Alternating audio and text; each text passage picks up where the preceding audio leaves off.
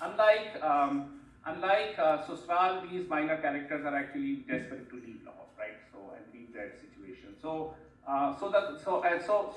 in some ways, there's a kind of what I'm arguing for is that when we look at these two films, we can also look at questions of both continuity and rupture in terms of theme and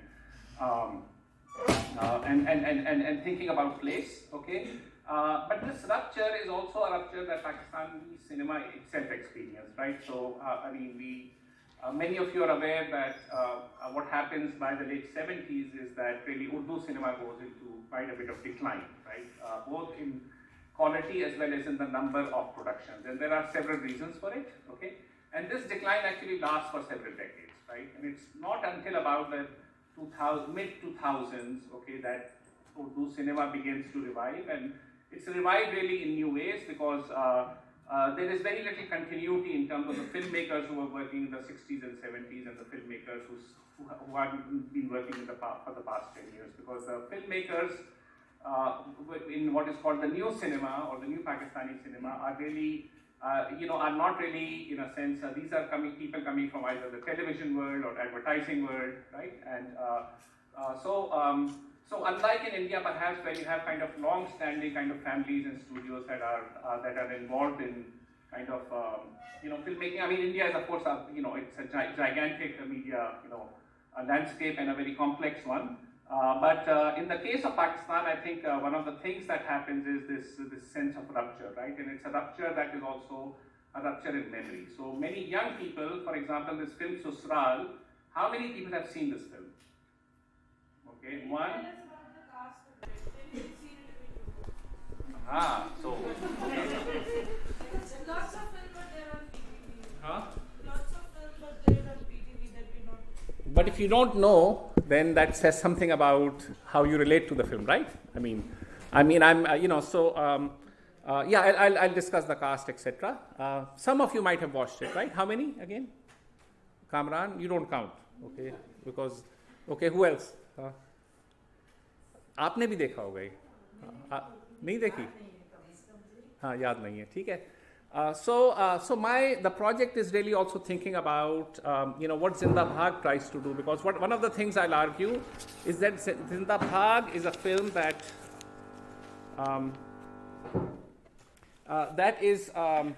it's highly intermedial, okay, and to the degree that it tries to. It's a film full of ambition in the sense that not only is it a film about Lahore and about these characters, but it's also a film about cinema itself and about the dealing with the question of this rupture that happened in the thinking about Pakistani film cinema. Okay, so let me begin by showing you, because not many people have seen the film Susral. Let me just begin by showing you a few clips, okay, and discussing the plot, okay. And so the film is set by. Let's begin by just looking at a few clips, okay? हाँ? कुछ यार ये इसको चालू करूँ ना?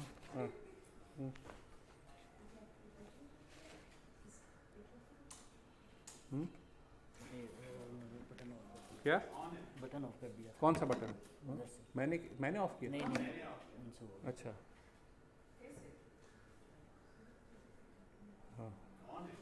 हो गया 1 मिनट. अच्छा ठीक. अच्छा, so okay, so let me in the meantime let me run through the cast. Okay, so it's a black and white film. Okay, it was made in Lahore. It had average box office run. Okay, it's the first film as producer and director and writer by Riyaz Shahid.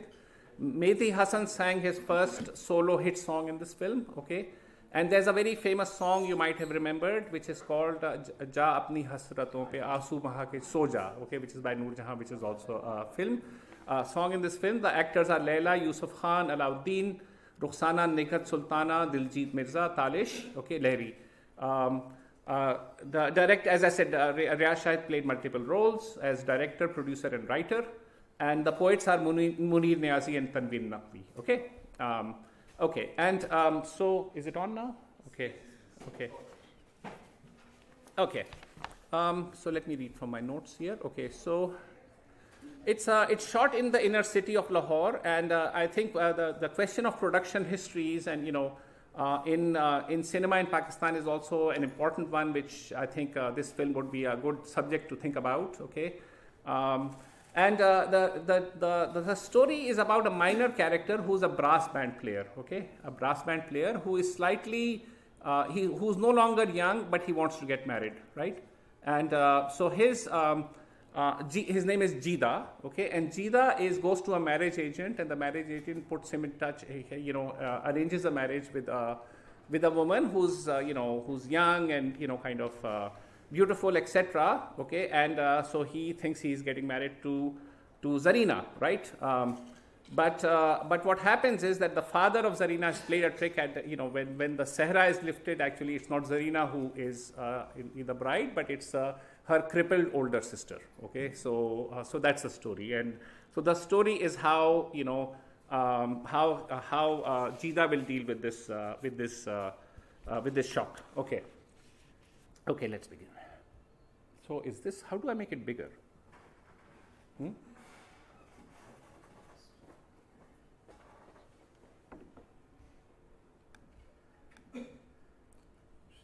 हाँ बस mirror कर दें ठीक है तो ये this is the one. हाँ ठीक है okay, so let's look at the establishing shots and so on. Okay, When it's not playing, you have to touch it every few minutes Okay. so it doesn't turn off. sorry. Okay, so it says even here अंदरूने शहर shooting के दौरान हम शेख हफीज़ अहमद के तावन और इमदाद का शुक्रिया अदा करते हैं, right? So it makes a point of saying that it's shot on location in the old city. Okay,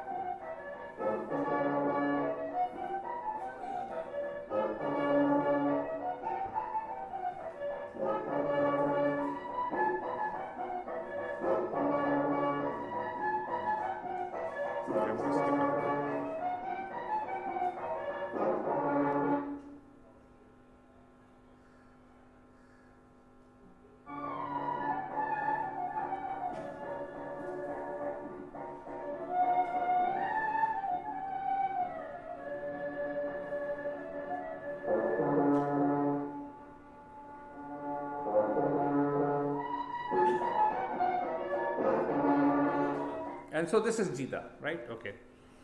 Okay, let's move now to where he to kind of vignettes of life in the old city, right? So there is almost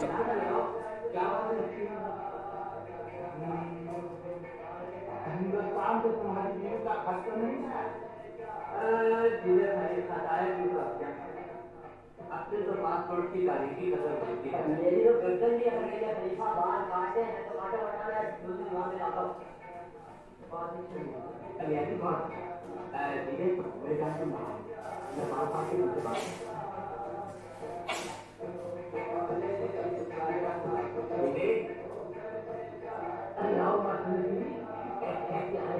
तुम्हें ही मिलने आया था। सोचा मैं नहीं मालूम क्यों है तो है।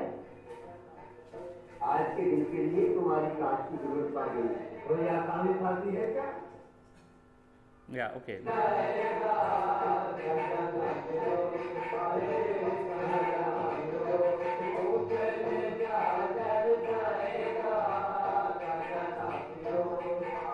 गंजा ना पियो कलेजा जल जाएगा. Okay. All right. Let's look at now the dialogues when Jida goes to meet the marriage officer.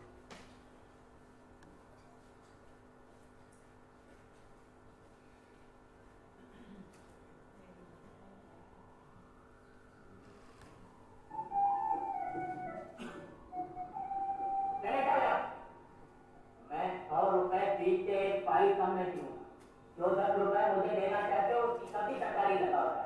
पहलवान किसी की लड़की फालतू नहीं है। अरे अगर फालतू है तो मैं मार गया हूँ क्या? चलो यहाँ से। अरे जाओ। तुम क्या चाहते हो जी?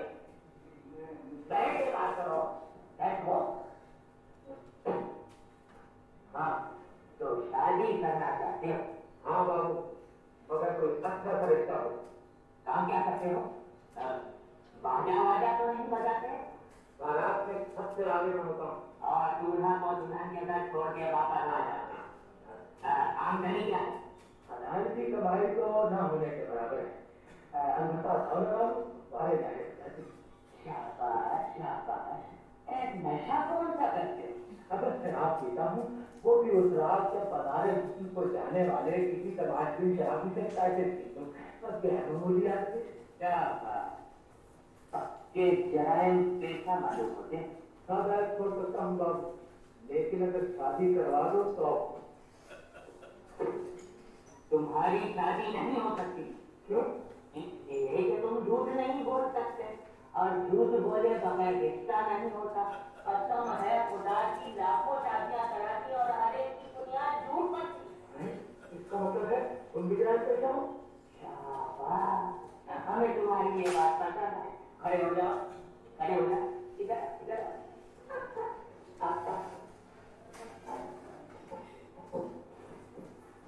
ये तस्वीरें देखते हो?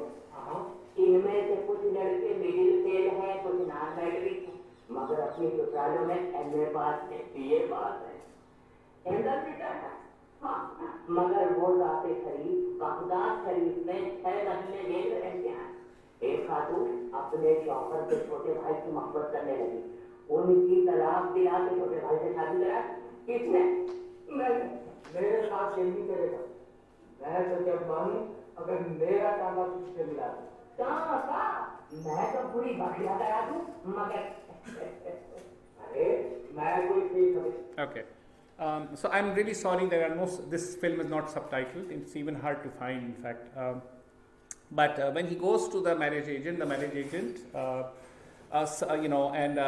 asks for his character when he says he gambles and drinks and so on, and he says that, well, you can't get married because you're not willing to tell lies about your, basically the basis of marriage is deception and lies, right? So I think one of the ways, and of course, in some ways, who is deceiving whom is a question that runs through this film because, as I mentioned, the brides get switched, on the wedding night. Okay. Nevertheless, the story continues to revolve around. It never moves out of this, out of the microcosm that is kind of the old city of Lahore, right? And what you see is a kind of both, kind of a touristic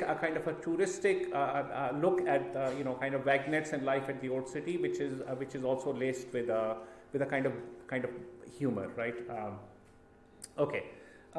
So now let me switch back. I mean, there's more to be obviously said about this film, but I wanted to make a comparison with Zindabad. Okay. So let me now.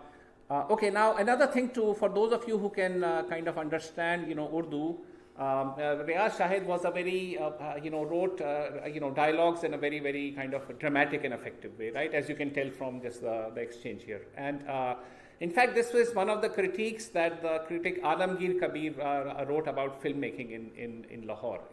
According to Alamgir Kabir, who wrote a book called Cinema in Pakistan in 1969, which is actually an important book. Alamgir Kabir was Dhaka based, right? He had lived in London, and then he was Dhaka based, and his critique of he's very scathing in his critique of especially Lahori cinema, right? And what he says about Lahori cinema is that basically it's not cinematic, okay, in the sense that he says in one place Lahori film directors would be the happiest if editing had never been invented, okay.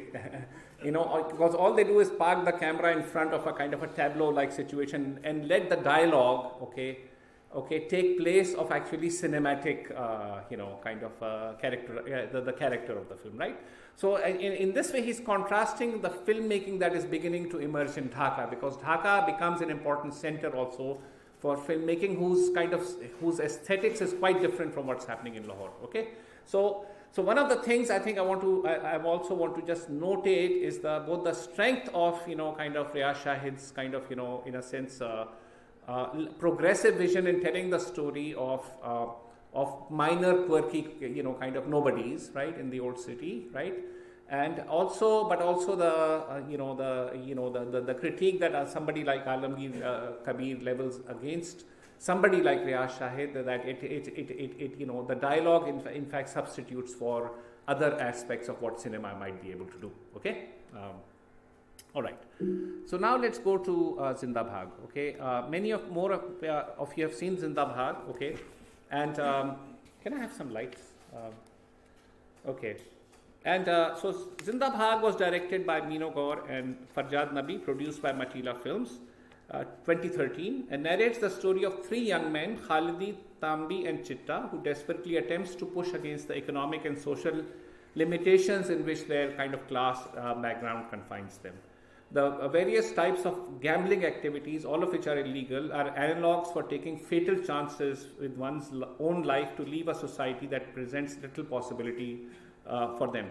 The local Don is a character named Pahalwan, wrestler, okay, who manages and profits from the gambling, provides a sort of rough and ready local governance in the absence of the state, and fondly narrates absorbing moralistic fables, or yarns as the occasion demands. Okay, and so it's very much a film, I would say, which is which notates neoliberalism, right? So all the young men in the film, as well as Khaldi's love interest Rubina, are caught in a horizon of aspirations, that can be characterized by consumerist neoliberal kind of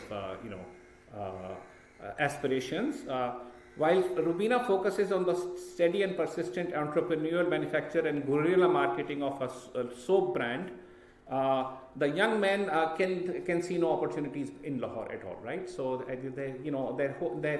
their whole kind of aspiration is to get out of Lahore, right? So there's another kind of a crisis of masculinity that Zinda Bhag is attempting to wrestle with. Okay, and so the Pahalwan was played by Nasiruddin Shah, right, a leading actor in Indian commercial and parallel cinema. But it uses mostly non-professional actors, was shot on location, again, in a nondescript lower and middle class locality in Lahore. Some of you will be able to recognize it. In its shooting and post-production, the film also deployed Indian expertise. Its production team was mostly Punjabi speaking from both sides of the border. The fact that the location of the film is addressed by a team that is cross-national and the Matila Films is now based in Karachi contributes to the possibilities and dilemmas of how media, whose reach is increasingly transnational, can effectively relate to the specificities of a small place that is itself permeated by vectors of migration. Despite the grim and serious subject, the film deftly negotiates a narrative arc that traverses realism and fable. It evokes a perceptual space in which the weight and grind of everyday realism are continually traversed by openings that offer glimpses towards possibilities in which the burdened everyday existence of the protagonists can be redeemed by levity and success, possibilities that seem to be latent in every moment, yet despite the best efforts of the protagonist, somehow always unrealizable. So for me it's an important film, for a whole number of reasons. My analysis is really about what I would call its intermedial and reflexive character. Because in some ways it refers to older cinematic tropes and local television soap operas. In terms of form, the film deploys intertextuality with earlier cinematic and theatrical forms, relays between high cinema and commercial mainstream, utilizes techniques whose lineages go back to neo-realism and Indian parallel cinema, location shooting, non-trained actors, the use of local language and dialect. Its fabling also presses on elements of traditional imaginative modes. Literature, poetry, and theatre to transform them into new fantastic modes of aspiration, promised by entrepreneurial effort, participation in shadowy economic schemes, or physical migration.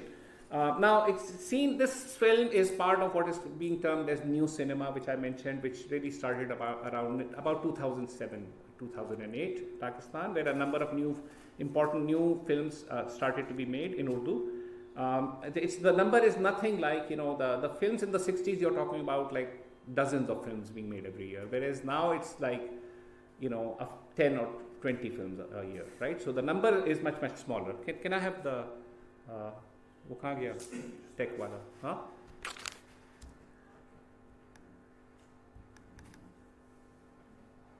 Okay, so it's coming back, okay. So, unlike Zinda Bhag completely sidesteps the issue of terrorism and violence, which dominates much of the new cinema from Pakistan, nor does it focus on the social and romantic dramas of the elite or the oppression of women, topics that are often revisited by directors and encouraged by the global, film circuit. Rather, it explores urban subaltern life worlds that are quite invisible to elite society on the one hand, and not specially concerned with the problem of being Muslim on the other. Okay, so let me show a few clips, and then I'll do a reading. Okay.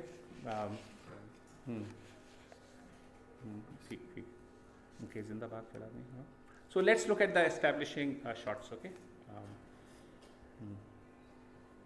Full screen.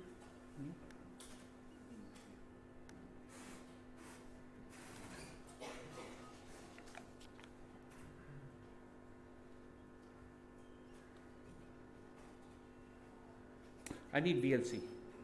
You have VLC? Huh? Or sound भी नहीं है इसमें? Sound क्यों नहीं है इसमें?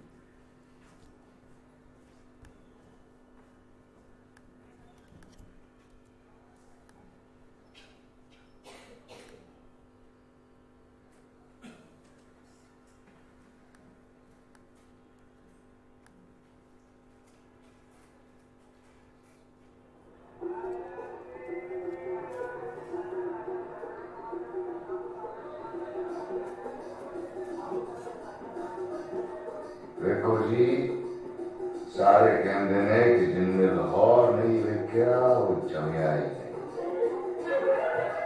पर कुछ ये भी कहते जो लाहौर भी जमया है उसके कोलों के कदे दही नहीं जमया। बेवकूफ ने सारे उन दसो रब दी ऐसी केड़ी नेमत है जो लाहौर विच नहीं, पर फिर इन्ना सोना शहर छड़ के बाहर में दौड़ देने सारे।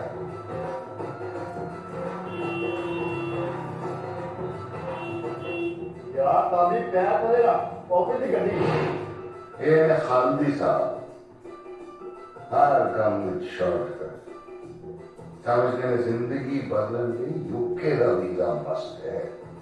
ओए तेरा जो शॉपिंग करने निकले हैं ए ऑफिस की गड्डी से नहीं तामली उन्हें यूक्रेन तो रिपोर्ट हो गया है, अपना ही बच्चा है, मेरे भरोसे वाले काम भी हमने वही करता है।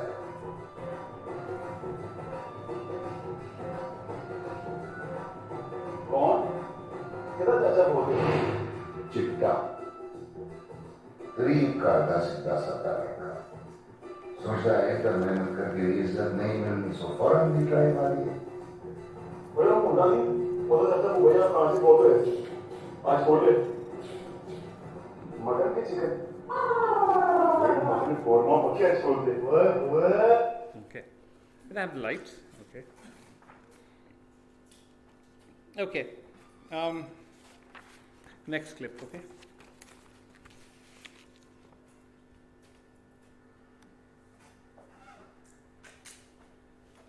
So we're going to look at one of the yarns that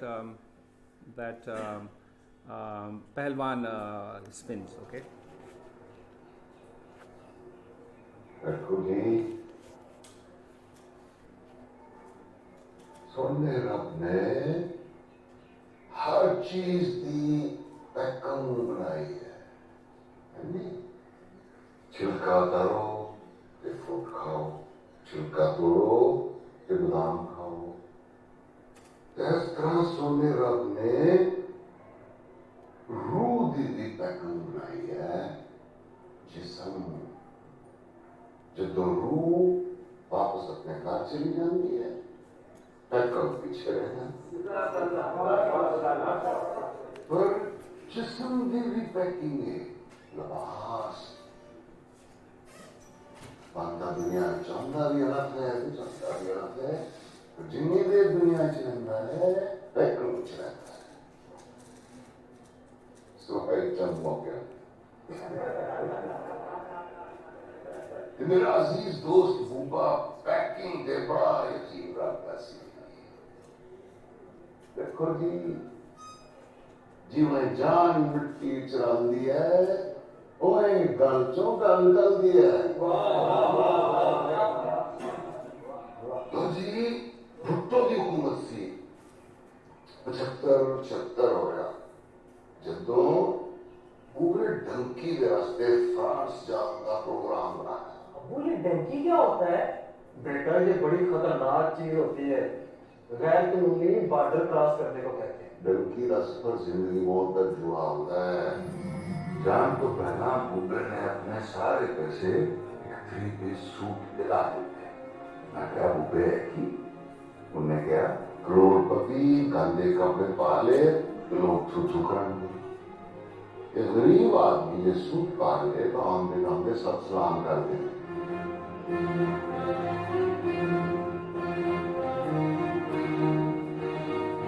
तो जी पहाड़ जंगल समुंदर क्रॉस करता करता ऊपर के होरू के तुर्की के बॉर्डर तक पहुंच गए उधर एक रात छापा पड़ गया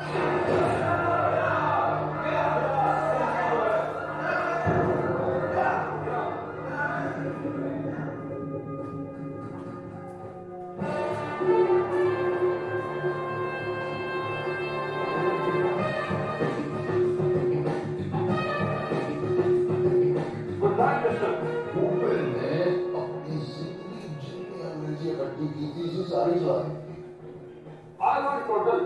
How many people you are catching? Do counting. 1, 2, 3, 4. Everybody. IRRRLRR. OSD Human. International Illegal Immigration Rights Left and Responsibility Report. Officer on Special Duty, United Nations. Quick march. Oh, gee, how do you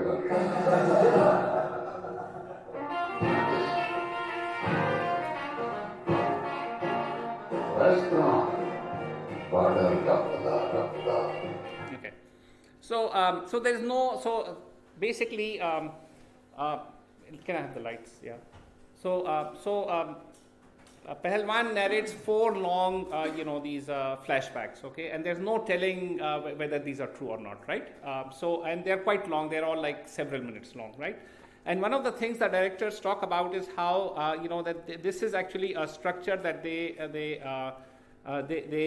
get from dastans, where you have a tale within a tale, right? So this is one of the intertextual kind of aspects of Zinda Bhag, where the filmmakers are very interested in exploring kind of previous genres. Okay. Let's look at one more clip. Okay, I have not much time, about 10 more minutes. So let me see if the migration vegetable. Okay.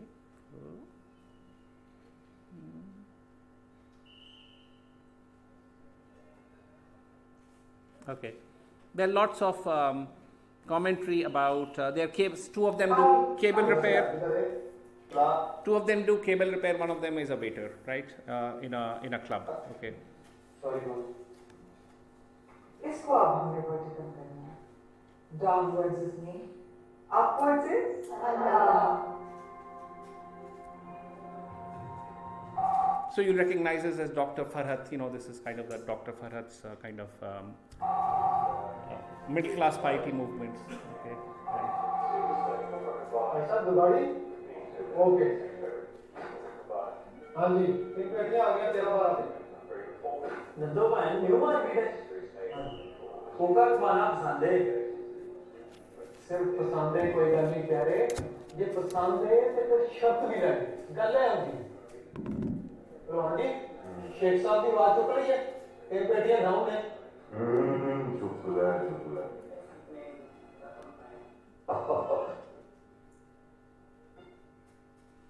Okay.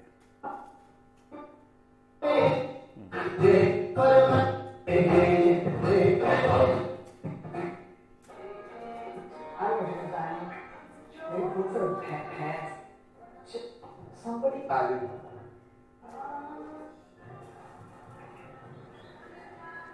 मेरी diet को किधर है भाई? Diet? और diet पे कुड़ियां करती हैं बहुत.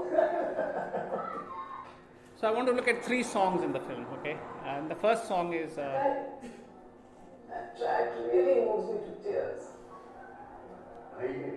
How many times do I have to repeat myself? It's a goddamn BlackBerry, for God's sake. Yes, sir, Johnny. If you make sure that the premises are searched thoroughly. It's being done, sir. It will be found in Shalom. Oh, I can't wait for the rascal to be caught. Just you wait and see. Did you really have to get this tamasha started, Jimmy? Ek phone hi to hai. No, it's not just the phone. It's my email addresses, contacts, files, and all very valuable information. And it's lost. Okay, I want to show... What is it?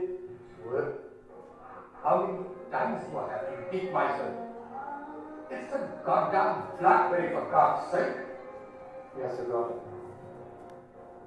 Ek phone hi to... A phone mil gaya hai. This is so... A phone mil gaya hai. This is so embarrassing. काफी बहुत बिगड़ गया. Children, let's go back to the party.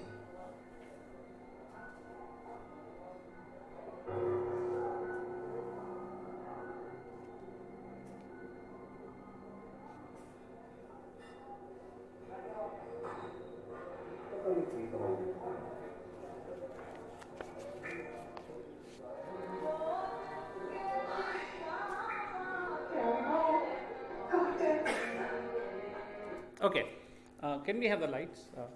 Okay, so we have, the Imperial Punjab Club, you have the elites here, right? And, this lady is looking for Iqbal Bano's rendition of Hum Dekhenge, which was discussed yesterday by Ahmed Mufti as, the protest songs in India, right? Okay. But one of the things that we'll see, there's a riff, the song that the waiters will sing is a riff on Hum Dekhenge. And it is written by Muhammad Hanif, the novelist. It's his first film song. Okay, and one of the things that Hanif has also written about how Hum Dekhenge has become bourgeoisized. Okay, and he may have changed his mind now given what's happening in India. But we'll see how, in some sense, Hanif attempts to reanimate. Okay, and kind of reanimate Hum Dekhenge for what he thinks is to address contemporary society. So. Okay. Yeah, lights.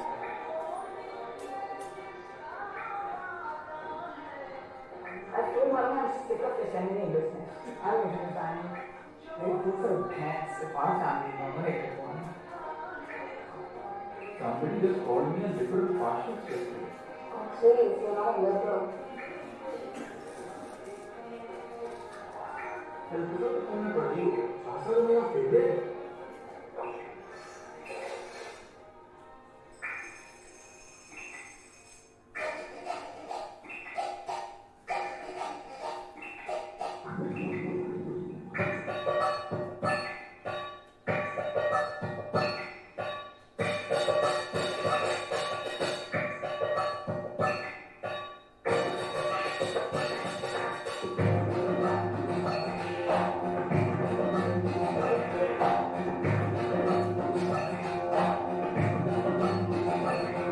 जब शाम खुलेगी देखेंगे,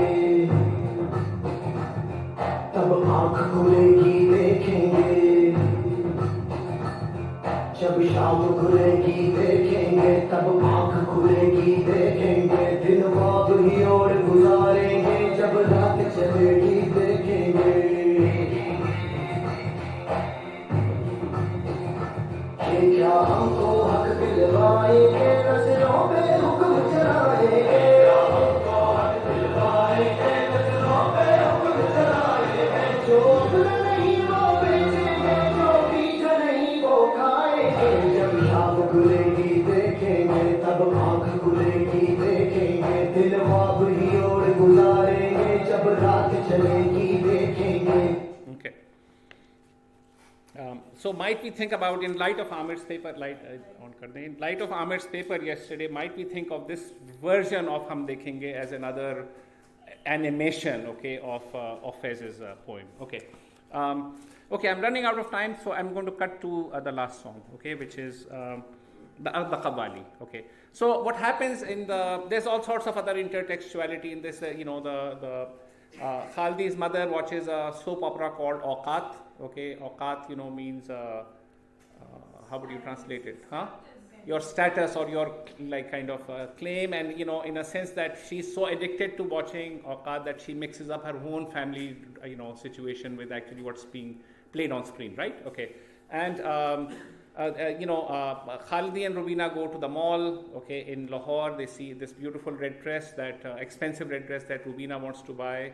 They see advertisements for it all over town, and then Khalidi actually steals it from one of the cable, from a lady whose cable, he's coming to service.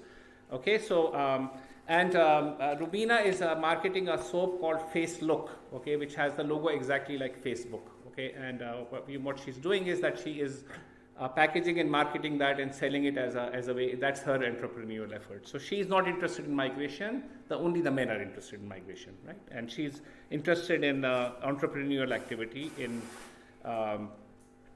here. Okay. But now let me come to. So the film gets increasingly more desperate as the young men have no place to go and all their schemes seem to fail. And the pressures on them mount. So let's come towards the end now, okay, where we have a Qawwali, and the Qawwali is also, I think, worth talking about, okay, and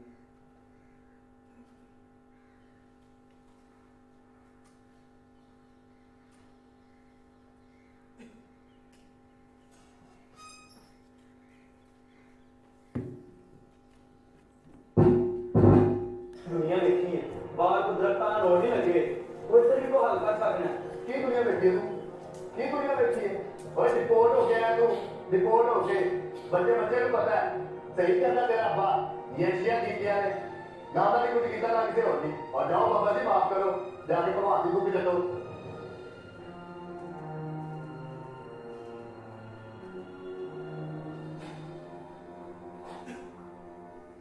अरे बेटी, महंगाई कितनी हो गई? कोई नहीं बना देता बस। इतने के सारे भी अच्छा ही नहीं। मुझे ऐसा तो मारे, ते लगा हो गए। his sister is to be married to somebody who's dying, okay. शादी सारे को ठीक कर दिया नहीं हुआ।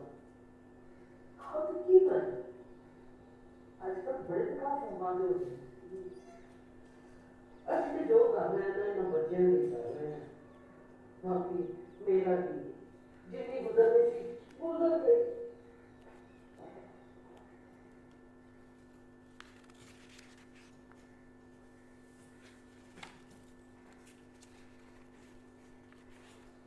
ना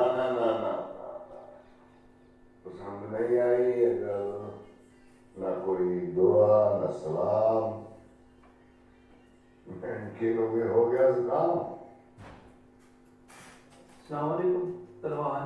वालेकुम अस्सलाम।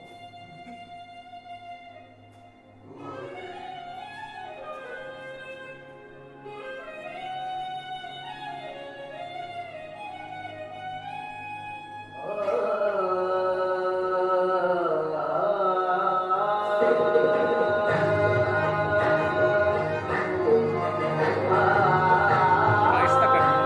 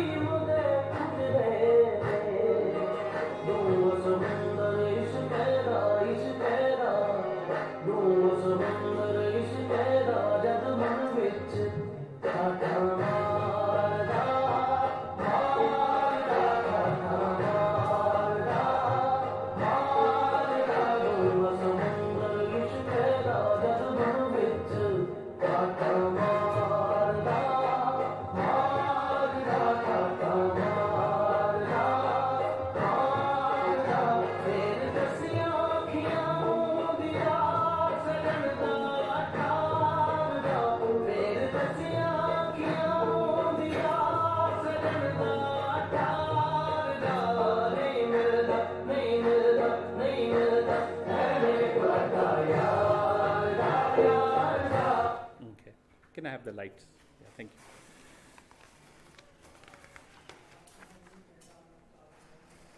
you. Okay, so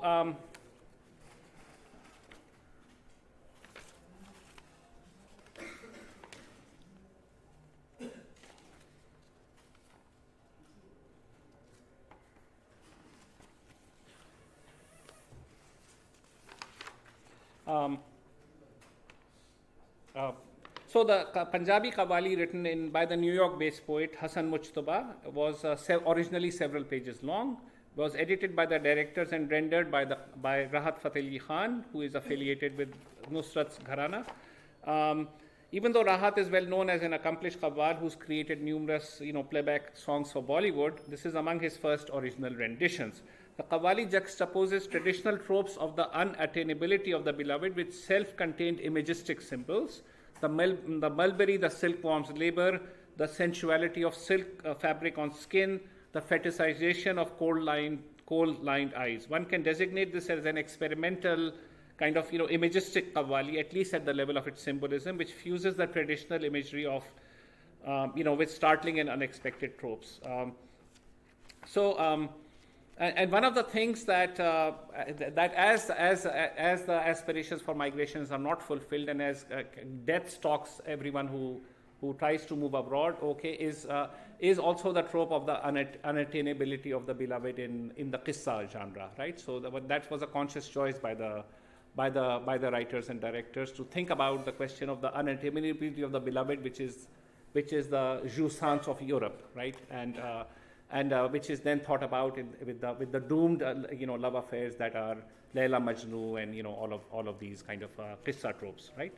Okay, so contemporary Pakistani cinema continues to suffer from multiple crises, not simply those of infrastructure, patronage, and distribution, but more fundamentally of form, history, memory, and critical reception. As Ali Nobil, who's here, has wryly noted, by sidestepping these critical issues, much of what passes for new cinema is, he calls it, unabashed about looking good without burdening audiences with unnecessary brain activity, end quote. It ends up relying on and even quoting verbatim Bollywood, Hollywood, and advertising tropes, or at best recreates television serials as a feature film. But what form of critical cinema is adequate for contemporary, local, and global predicaments? What historical media and cultural forms remain salient for addressing today's increasingly urbanized subjectivity, shaped unevenly by transnational forces, but also through lived and remembered familial habitus, and from memories inherited and learned from widely disparate media.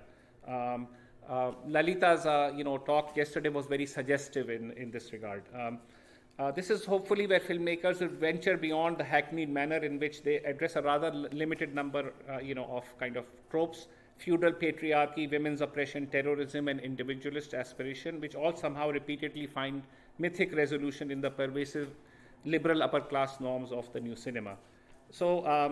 I can say much more about this, but even this cursory engagement should underscore the considerable critical ambition of this film. It deploys diverse registers of historical and contemporary forms towards a new self-reflexive cinematic assemblage.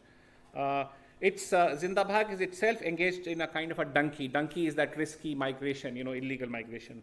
A consequential journey towards charting a critical future for Pakistani cinema. This is a future in which narrative form is critically rethought, where a fuller range of social and cultural references are engaged with reflexively rather than resorting to congealed stereotypes, and where aesthetic and social issues are kind of addressed in their emergent complexity. So let me end here because time is short, but we have a few minutes for your comments. Thank you.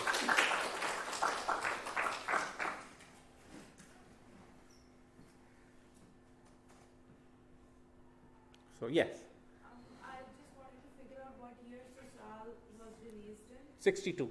And so why these two films did you compare? Well, in the sense that they're both dealing with kind of, in a sense, they're both dealing with Lahore, right? And they're both dealing with minor characters in Lahore, in non-elite kind of characters, right? And how they handle these two, both films handle them very differently. And also there is similarity. There is a way in which even the opening sequence, the establishing shot and opening sequence of Zinda Bhag is about this, almost this celebration of Lahore with, with the lights and the jalebis, but then it very quickly sours. The mood very quickly sours, because when Pahalwan's voiceover comes in, he says, Lahore is blessed with all the bounties of the Lord, but then why do people still want to leave, right? So it kind of sets the mood. It starts off, so there's a lot of there's a lot of humor and kind of irony, I think, in that is, so in that sense it's self-reflexive, and you don't have that in Susral. You don't have that sense of irony. It's a kind of a loving look at the old city,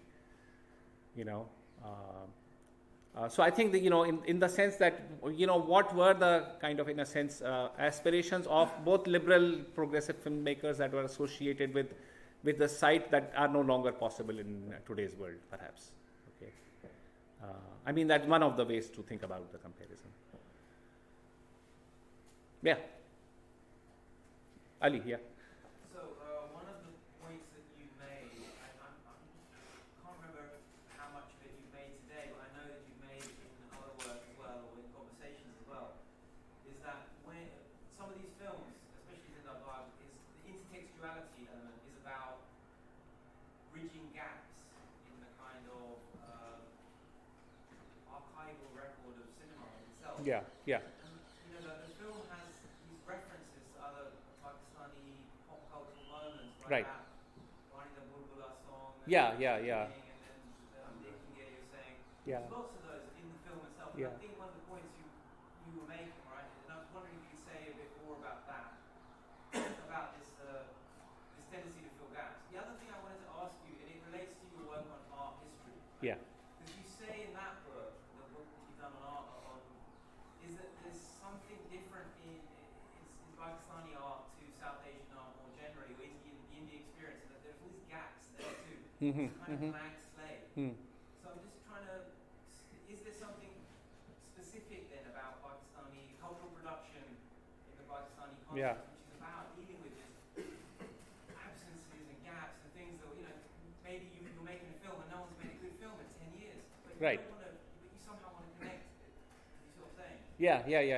Yeah, absolutely. And I think the gap would be the question of how to think about one's kind of lineage, let's say. I don't know, it would be different for somebody like Riaz Shahid in 62.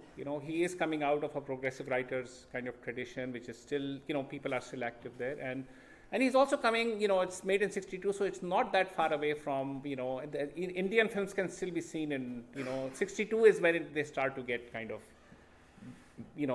they start to get banned, right? And by 65, 62 is when they start to get banned. So before 62, people could still watch Indian cinema.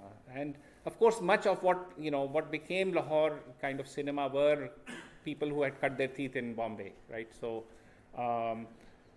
even more so, people like Ashish Adataksha have already argued that even in the early 40s and mid 40s, there was already a Lahore effect, kind of that was pervasive even in Bombay, right? So the connection between Lahore and Bombay is a very complex one, right? And the partition certainly kind of, in a sense, inflects it in a very important way. But what people like Ashish Adataksha are saying is that that's not the only that's not the only relation or non-relation that happens in 47, but there are many other ways in which the film industries are, kind of connected, right? Zinda Bhag is an entirely different landscape, because you've had, the gigantic success of basically Bombay cinema, right, and Indian cinema, whereas you've had a very, very different media landscape in Pakistan. You've had television, okay, but you haven't had cinema. Right, and in some ways, I think it tries to do too much. I think Zinda Bhag tries to do too much by actually making everything intertextual and making it into a kind of an assemblage. Right, it's almost desperate to paper over or bridge the, to kind of, in a sense, recreate this lineage. Yeah. Is this really cinema? It's an extension of television. Yeah. So I think that will be better addressed by Lalita's paper. Yeah. Yeah. 1962 is absolute. They haven't prepared it. Yeah. So I think that's the subject of Lalita's paper. So I'll let her kind of answer it. Huh? Yeah.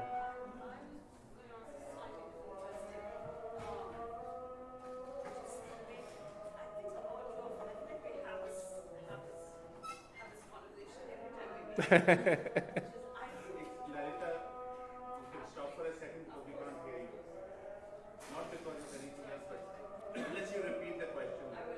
I can repeat the question, yeah. It'll be in 1 minute. So it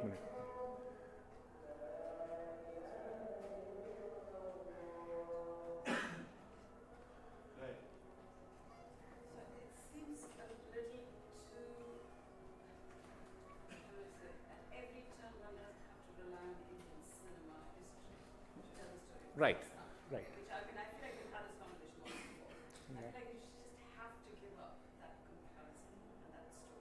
Okay, I think the story. But I say this because I'm going to try to offer a slightly different historical. I remember once Kumar Sani saying, I think he was born in Pakistan, but he was born in Lahore, not Lahore, in Sindh, and he says that we should start thinking. He says, I don't know whether he's headed off in a different direction with his work right now. There are a lot of Indian films traveled in the Middle East, right? And we know this, and my own interest, which I haven't returned to, is comparing India and Egyptian cinema, which I've at one point. So I feel like I saw the opening of the first film, which is 1962, which is absolutely fantastic because it has one long take. Yeah. One long take, and that's extraordinary actually. And with Urdu written on it and the old city, etc. You would think of it 62 as Egyptian cinema at that point. One doesn't have to actually think of it as being based on Indian cinema at Yeah, that point. yeah. So I'm trying to think like maybe this Indian cinema thing is really like just a difficult problem to contend with because I feel like I mean kind of shake off that history to some extent. I want to say this. I feel like that just doesn't work. I'm much more interested in what happens to Pakistani cinema when it goes westward. Not Europe, right? But it does go westward. And I'm curious because I'm always curious about why is it that when Iranian New Wave happens in the 1990s, there are a bunch of Indian filmmakers being influenced by Iranian New Wave, but did anything happen here? And I ask my Kurdish students the same thing, and they hesitate, and then they say, of course it does. It takes them 3-4 years to. They're right there. So can we just think of other ways of doing comparison because it does some disservice because I agree. I think it would be then we'll have to tell the story of television, and that would be the story. I think that's what's missing from my analysis is the story of television, okay? Because I think television really plays it is the dominant kind of media that people watch, and when they're not watching, people are not watching. My father would not even dream of watching a film, but he was addicted to, and he was a very kind of rational businessman type person, but he was addicted to, TV serials, right? So I think that's a story which I can't actually tell because I don't know enough about it, and I think nobody has done any work really good work on television in Pakistan, which is in some ways even more important than talking about cinema history, in my opinion. Okay, yeah. You know what? The Europeans actually, almost every European cinema person, and I'm obsessed with television. Yeah. I hate television stuff. I think it's really kind of silly. Yeah. But television stuff is really kind of interesting. Everything, including Golan and Golan makes his for the cinema. He's writing doing it for 100 years. Television is the most important thing for him. Yeah, yeah. So I think you're right on, and out of any place on earth, be Pakistani cinema that is actually a television cinema. Yeah. Not this one, not the first film. This one. But this one is also breaking from, in a sense that there's a place in my paper where I talk about, its relation to television, because in some ways it's also trying to get away, because many of the films, all this Cake and all these films, they are basically television dramas that are made into films, okay? And it's this kind of the kind of cinematically they follow a certain kind of high key lighting and kind of a kind of editing that is non-intrusive, right? Whereas this is trying to break from all of that. So I think it's trying to, and by kind of referring to that fake soap opera called Auqat, right? Which it is kind of sardonically trying to also undermine that kind of history, both own it and undermine it at the same time. So, which I couldn't really get into here. But you're absolutely right. Somebody really needs to. It's not going to be me because I can't bear to watch like soap operas. But somebody who has the the jigger to watch all this and the interest should really do a good book on Pakistani soap operas. Yeah, yeah. Without which I think all of our analysis will be shortchanged. Yes. So between, okay, let's say I'm not aware of what's happening here. I haven't tried to download one movie once. Last time I was in Lahore. They told me about, I couldn't find subtitles. I would like to know more, but I'm wondering between TV and cinema, which one do you think gets more funds, and which one do you think attracts more censorship? Are these two factors that play some role in? Well, funding. I mean, it's this is actually I can't answer this in a short, but patronage is quite different for both, because cinema relies upon ticket sales in theaters, whereas films rely a lot on soap operas rely a lot on both government patronage and network patronage as well as advertisements. So yeah, because like the there was only one channel in Pakistan until like 1990s, right? So it was the government channel, but a lot of important writers and media people were working for making important soap operas for in the government owned channel, right? So the question of patronage is quite different. Audiences is very different also, because television has a range that cinema doesn't, because actually in the 80s 90s a lot of cinema houses were closing, whereas television was expanding all over the country, right? So these are important questions, but I can't say anything more because this is actually a big, yeah. Okay. So maybe one last comment or question. Nothing to do with the cinema. Yeah. But a personal question. Why the bomb? Why the? The bomb. It's my hairstyle. Okay. So this is, I don't know. Okay. Yeah.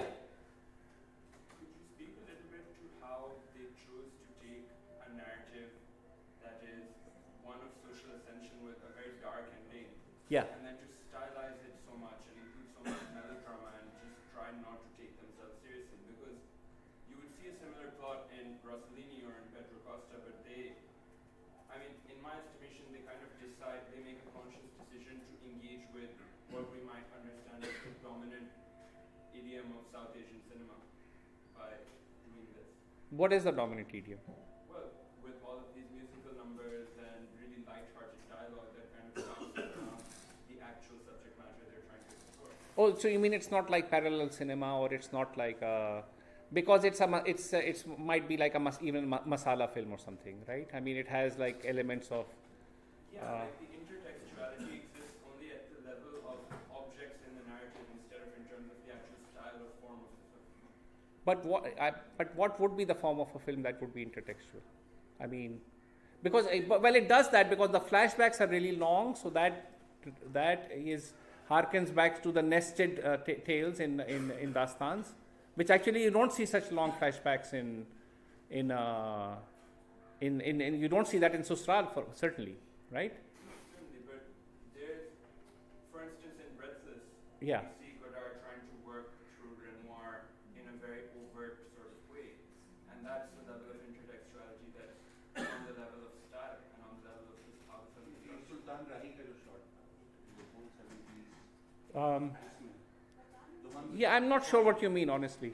So. I think in Godard's Breathless, it would be the film noir, and I think melodrama is such a big part of what we think of as time. Melodrama is quite difficult. You might think of it as a genre. It's kind of like amazing the way it makes the researchers right now. Think of Sir and Fassbinder's obsession with Sir. How can melodrama be like its own ability at all? It's one of the greatest genres. I mean, greatest forms of style. Not a genre necessarily, it is a style for sure. Right? And the music it allows for music, and it allows for, I think of melodrama as pure cinema. I think it is like one of the greatest. Give yourself a chance. But it's also at some level a cynical and black humored film, right? And that's, I think, to its credit, right? I mean, you don't find films in normally like commercial films with a dark ending, right? You don't find films that are full of kind of ironic references to past forms, right? Whether they are literary, oral, or media based, right?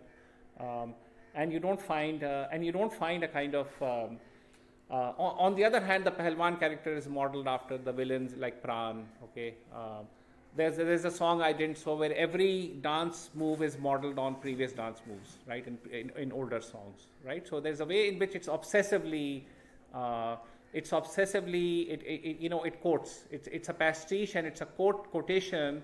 Okay, in a sense that in some ways it doesn't hold together, is what I'm saying, right? That's part of what I think is the ambition of the film. But I'm not sure if I understand the distinction between kind of what you say style and quotation. I'm not sure if I would agree with your distinction. Okay, so I have to end here.